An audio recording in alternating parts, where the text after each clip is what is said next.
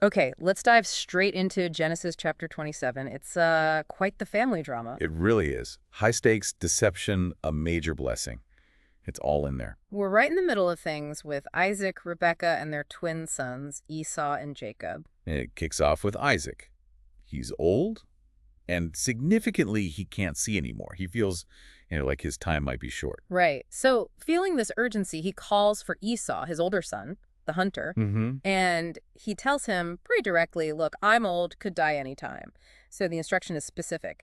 Grab your gear, your quiver, and bow. Yeah, go out into the field, hunt some wild game. But it's not just about the hunt itself, is it? No, not at all. He asks Esau to make that tasty food I like. There's a clear purpose. So Isaac can give him his blessing before he dies. Exactly. And this isn't just like a kind word. It's a formal thing, right? It carries immense weight authority. The future of the family line. Huge implications. Yeah. But then comes the twist. Yeah, the twist. Rebekah, Isaac's wife, she's listening. She overhears this entire conversation between Isaac and Esau. And she doesn't just sit on it. No, her reaction is instant.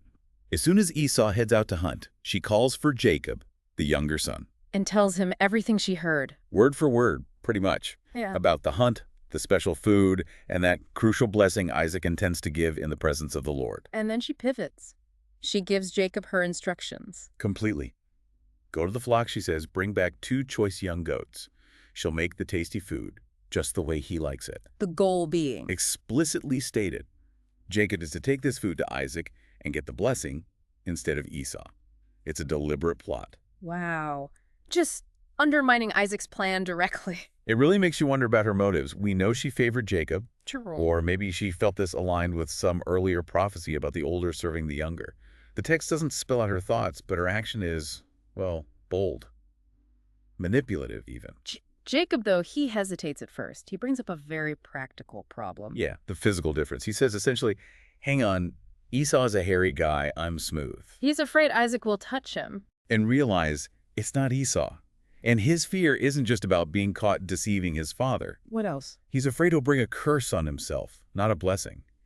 So he gets the seriousness of it, the power of Isaac's words. So it's fear of the consequence, maybe more than the morality of the lie itself at this moment. It seems that way. But Rebekah, she just shuts down his concerns. Forcefully. What did she say? My son, let the curse fall on me. Just do what I say, go and get them for me. It's extraordinary. She basically says, I'll take the hit if this goes wrong. Taking all the risk, or maybe showing absolute faith in her plan. It's hard to say for sure, but it works. It removes Jacob's immediate objection. So the plan moves forward. Jacob gets the goats. Brings them to Rebekah, she cooks the food. But the deception needs more than just the meal, right? Right, the physical disguise, that's crucial. So Rebekah gets Esau's best clothes, the one she has in the house. Ah, the smell. He saw the hunter would smell differently. Exactly, like the outdoors. That detail becomes important later. Yeah. She puts these clothes on Jacob. And the hairiness problem. She tackles that head on. She covers his hands and the smooth part of his neck with the goat skins. Clever. A tactile disguise for the blind father. That's the key element. Then she hands Jacob the food and the bread. He's ready. So Jacob goes in to see Isaac, fully disguised, carrying the meal. He calls out, my father. And Isaac responds, yes, my son. But then, who is it? He relies on hearing. And Jacob tells the big lie. I am Esau, your firstborn. I've done what you asked. Sit up, eat my game so you can give me your blessing. He just claims the identity and the task fulfillment. But Isaac seems a little suspicious, maybe just surprised. He asks, how did you find it so quickly, my son? Good question. Seems too fast for a real hunt. And Jacob's response is another layer of deception, adding a religious gloss. The Lord your God gave me success. Wow. Invoking God in the middle of the lie. It's quite something, but Isaac is still not fully convinced. He needs more proof. He wants to touch him. Exactly. Come here so I can touch you, my son, to know whether you really are my son Esau or not. This is the moment of truth, then. For the disguise. It is. Jacob goes closer. Isaac touches him. And his reaction is fascinating. He says, the voice is the voice of Jacob, but the hands are the hands of Esau. He notices the mismatch. The voice doesn't fit the feel. He does.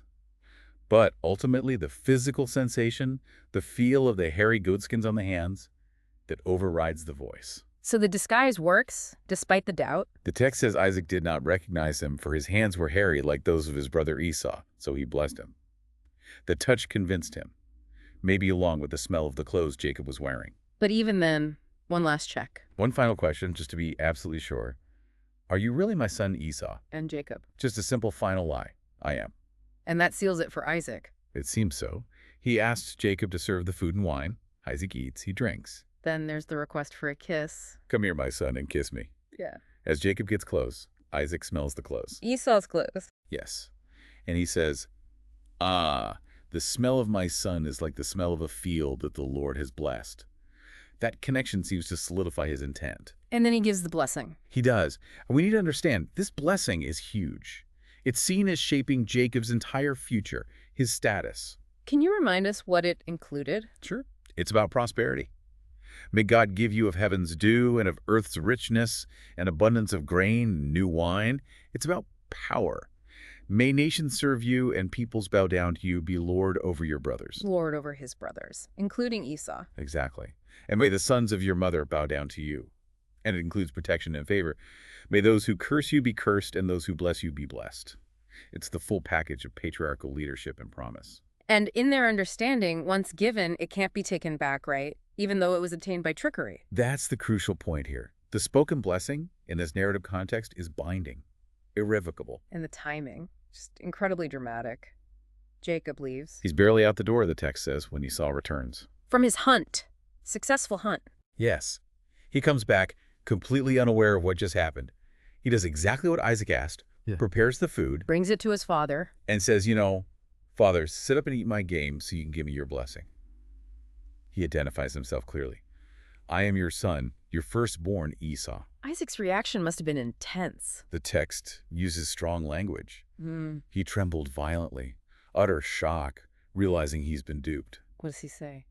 He asks, bewildered, Who? Who was it then? Who hunted game and brought it to me? I ate it all just before you came. And I blessed him.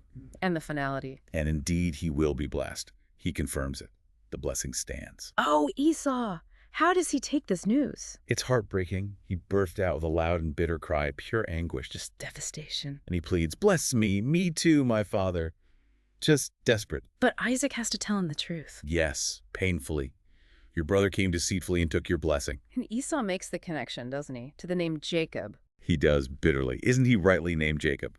Which suggests supplanter or one who grabs the heel. He's deceived me twice. He took my birthright. Ah, yes, the birthright story from earlier. Sold for stew. Exactly.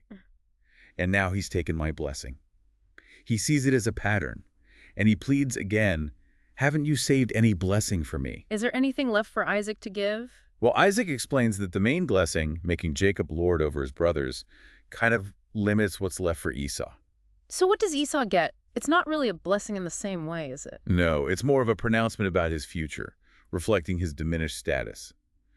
Isaac says his dwelling will be away from the earth's richness, away from the dew of heaven above, a contrast to Jacob's abundance. A harsher life. You will live by the sword, suggesting conflict, maybe a nomadic life, and you will serve your brother.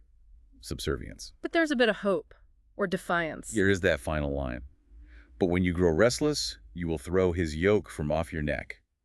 It hints at future rebellion, a breaking free for Esau's descendants. Still a devastating outcome for Esau. Absolutely. The text notes again, he wept aloud. And this doesn't end the conflict, obviously. It just fuels it. Deeply. Esau now holds a grudge, a lethal one. He thinks, the mourning days for my father are coming soon. Then I will kill my brother Jacob. He's planning fratricide. Yes. And somehow, Rebekah finds out about Esau's plan. And she acts again, protects Jacob. Always protecting Jacob. She sends for him, warns him Esau intends to kill him. Her solution. Flee. Flee at once to my brother Laban in Haran. Get out of Esau's reach. But not permanently. She presents it as temporary. Stay with him for a while, she says, until your brother's fury subsides. And she'll let him know when it's safe. Yes. When your brother is no longer angry and forgets what you did to him, I'll send word for you to come back. She adds this poignant line about her fear.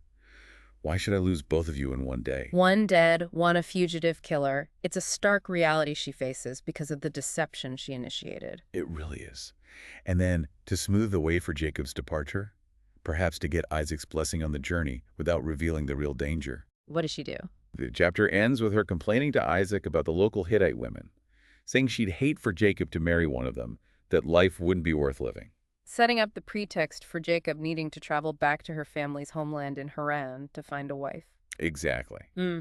It seems like one final bit of maneuvering on her part to manage the situation she created. Wow. It really is, as you said, a tangled web.